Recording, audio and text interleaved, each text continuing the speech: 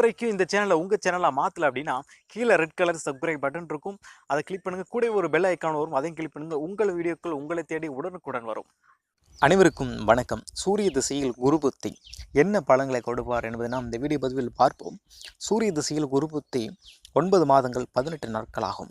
இதனால் தோஷங்கள் நீங்கும், குடும்பத்தில் இன்பத்தோடு வாழ்வார்கள், புத்திர பாக்கியம் உண்டாகும், எதிரிகள் சரணடைந்து வணங்குவார்கள். மற்றும் புத்திநாதன் குரு திசை நாயகனாக சூரியனுக்கு சுபஸ்தானத்தில் சுபர் சம்பந்தம் பெற்றிருந்தாலோ அல்லது கேந்திரபதியாக தோஷமின்றி கேந்திர திருக்கோணங்களில் பலம் பெற்று நின்றாலோ சகல பாக்கியங்களும் சுகயோகங்களும் உண்டாகும்.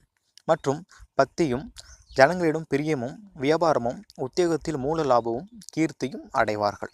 மற்றும் திசாநாதனுக்கு 6, 8, 12 இருந்தாலோ நீசம் பகை ஸ்தானங்களில் சனியோ அல்லது செவ்வாயோ ராகுடன் கூடினாலோ கலித்திர புத்திர ஹானி, தேகப்பீடை, மனக்கவலை, ராஜ்ய தண்டனை மற்றும் மத்து விரோதம், பிதுர்வாக்கு பீடை, கால்நடை நாசங்கள் போன்ற பல்விதமான விரோதங்கள் உண்டாகும். மற்றும் குரு 2, 7 ராசிகளுக்கு அதிபதியாக இருந்தாலும் கூட பாப கிரகங்களில் பார்வைப்பட்டாலோ தேக உபத்திரவம் உண்டாகும், தனவிரயம் ஏற்படும், கால்நடைகளுக்கு பீடைகள் உண்டாகும்.